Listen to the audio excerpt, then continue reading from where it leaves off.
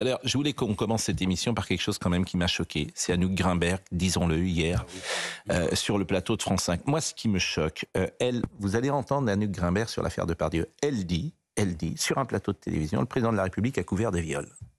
Voilà. Et personne n'ose rien dire. C'est-à-dire qu'aujourd'hui, des gens prennent la parole, ils sont terrorisés. Terrorisés à l'idée d'entrer sur ces sujets-là. Ben non, faut quand même dire à Madame Grimberg que le président de la République, en fait, il n'a pas couvert de viol. Non, c'est pas vrai. Quand il a parlé de Gérard Depardieu, il n'a pas couvert de viol. Il y a eu des instructions qui sont en cours.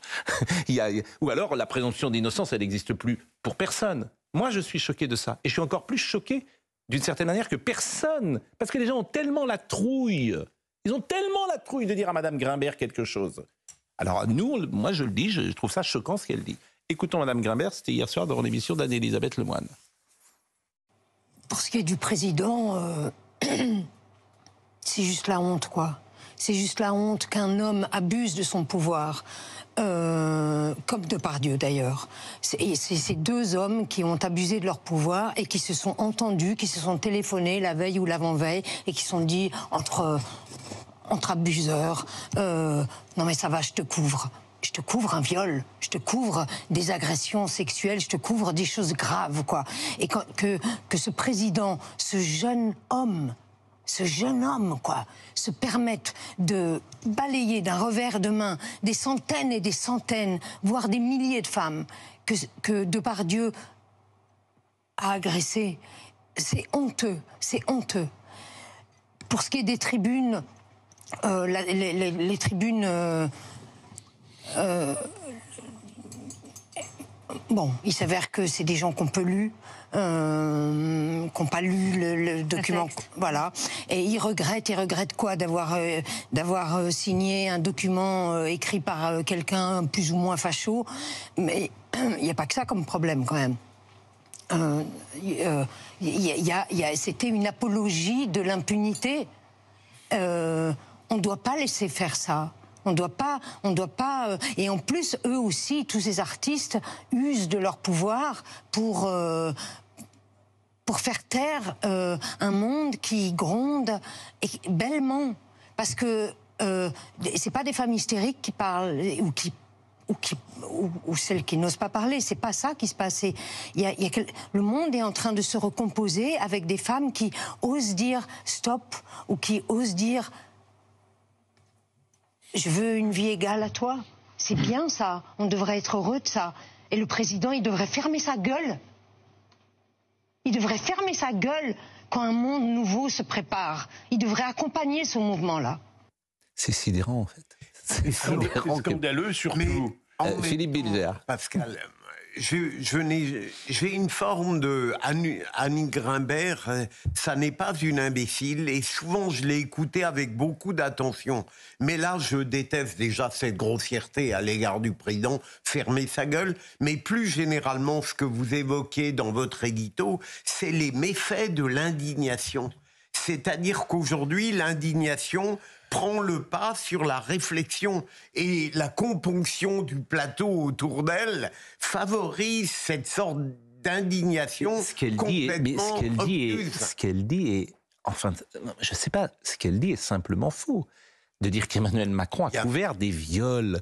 Enfin, vous vous rendez compte là, où les mots n'ont plus de sens, et il y a des journalistes en face qui n'osent même... Mais c'est pas que ça sert à rien, c'est qu'ils ont peur. Oui. Vous pensez vraiment... Mais à votre avis, ils ont peur de passer pour être du mauvais côté. C'est-à-dire que tu peux défendre MeToo, ce qui est mon cas, et ne pas être d'accord avec Madame Grimbert, ce qui est mon cas. Ça s'appelle juste...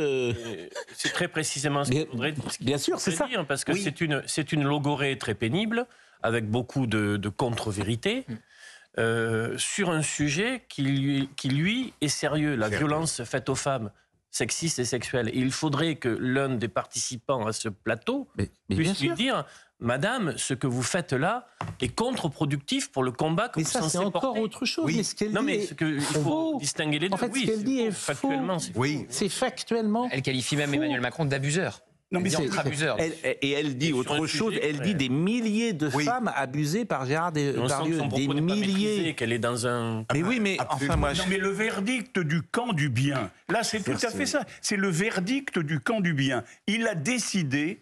Alors que la justice, elle, n'a pas décidé, le verdict du camp du bien, c'est que Depardieu est coupable. Et toutes celles ou tous ceux qui se mettront quelque part ou quelque peu à défendre Depardieu au nom de la présomption d'innocence seront taxés de, effectivement, mais c'est ordurier, mais s'il y avait effectivement des poursuites, mais le président de la République, d'ailleurs, je pense qu'il a peut-être pas raison sur ce point. Le président de la République ne poursuivra pas, mais c'est la République qui est insultée. Mais je suis d'accord avec vous. Le président de la République, il représente. On peut ne pas être d'accord, c'est souvent mon cas, mais quand il s'exprime, et en plus on l'a approuvé sur cette affaire, on a dit bah oui, Macron effectivement ne s'est pas joint à la meute. Il y avait déjà une meute qui s'organisait. Tout le monde ne l'a pas approuvé. Hein. Ah non. Il compris visiblement Brigitte Macron. Hein.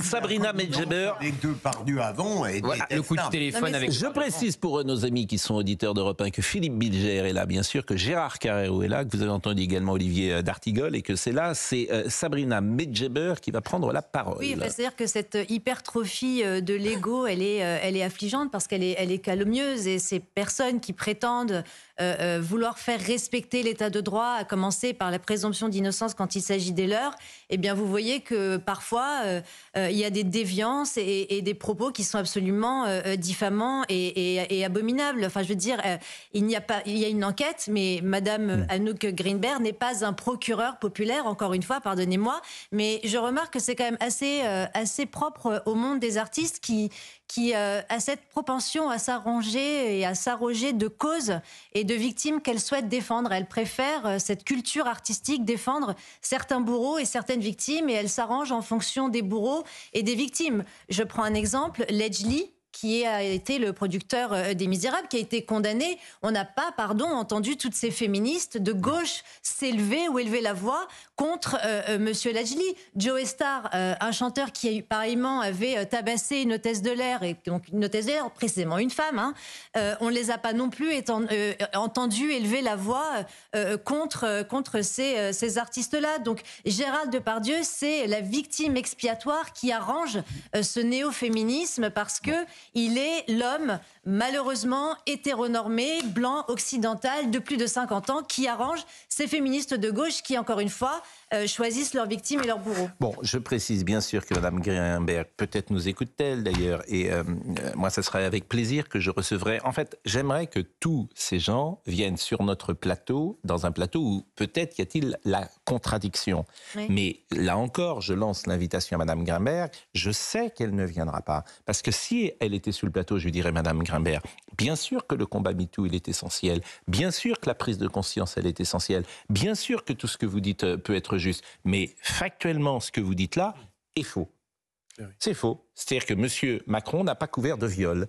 Il a simplement parlé de la présomption d'innocence. Il a dit par ailleurs, je suis un grand admirateur de Gérard Depardieu, c'est un immense acteur, lui aussi, et c'est un génie de son art. Il a fait connaître la France, nos grands auteurs, nos grands personnages dans le monde entier. Il rend fier la France. Je précise que Gérard Depardieu est mis en examen dans deux affaires. Deux affaires qui seront jugées ces prochains mois et instruits ces prochains mois. C'est la partie « Il rend fier la France » qui a fait polémique. C'est la partie « Il rend fier la France » qui a fait polémique. Oui, mais François Bayrou a dit par exemple il y a quelques heures, il ne rend pas fier la France. Mais là encore, je veux dire, Madame Greenberg, elle a le droit de dire ça. Bien sûr. Je conteste ce qu'elle dise. Moi, ce qui me choque, c'est qu'il a couvert un viol, ni plus ni moins. C'est cette phrase-là. Quand elle dit qu'il est un abuseur. Elle parle de personnes qui se sont appelées « elle n'en sait rien ». Elle n'en sait rien, donc elle écrit ça a été, sa propre... dans la presse, le coup de téléphone. Parce que là, on ne croit plus la presse. Enfin, c'est France Info qui a sorti l'information. Oui, mais je crois que c'est vrai. Oui, ça n'a pas été démenti par l'Élysée, ça aurait été démenti. Mais sauf que la conversation, vous ne la connaissez pas, vous ne savez pas ce qu'ils se sont dit. Donc, où tout le monde dit n'importe quoi, ou, je veux dire, elle extrapole sur une conversation, puisqu'elle dit, voilà, oui, je vais te couvrir. Non. Mais moi, je vous dis, ce qui m'amuse le plus, c'est le deux poids, deux mesures de l'espace médiatique. Et j'aime bien, vous le savez bien, il y avait Mohamed Bouafsi, que j'aime bien Elisabeth Lima. Mais je les comprends surtout, ces journalistes, parce qu'ils pensent à eux. Ils pensent à eux. Ils savent que s'ils entrent là-dedans, ben demain, l'acteur ne viendra plus, l'acteur qu'ils invitent ne viendra plus, leur plateau ne viendra plus. C'est ça la vérité de ce métier. Et c'est pour ça qu'Anouk Grimbert ne viendra pas sur ce plateau. Elle ne viendra pas pour cette raison. Mais parce qu'elle dit, et elle traite de facho, un facho, Yacine. Mais enfin, comment s'appelle-t-il Ziadi. Elle le traite de facho, on traite les gens de facho comme ça. Mais qui sont ces gens en fait? Qui sont ces gens? C'est qui? Mais oui, qui sont ces gens? C'est exactement ça. Voilà, donc qu'elle vienne sur ce bateau, mais elle ne viendra pas. C'est tout. Et moi, ça me ferait plaisir en plus de la recevoir et d'échanger. Je trouve que, mais bien sûr. L'invitation est lancée. Mais bien sûr, mais écoutez, vous le savez bien. Et on parlerait avec courtoisie, nuance, j'espère intelligence. Ce qui n'empêche pas de ne pas avoir de pensée pour les victimes. Mais encore une fois, la présomption d'innocence est un principe cardinal du droit pénal. Il faut attendre que l'enquête soit diligentée et les conclusions de l'enquête. Donc, a priori, personne n'a le droit de s'exprimer sur ce qui s'est passé concernant Gérald Depardieu tant que l'enquête, encore une fois, n'est pas aboutie. Et la décision de justice, bien sûr. Mais vous avez parfaitement raison. MeToo est indispensable à notre société. C'est-à-dire que, comme on dit, parfois la peur a changé de camp.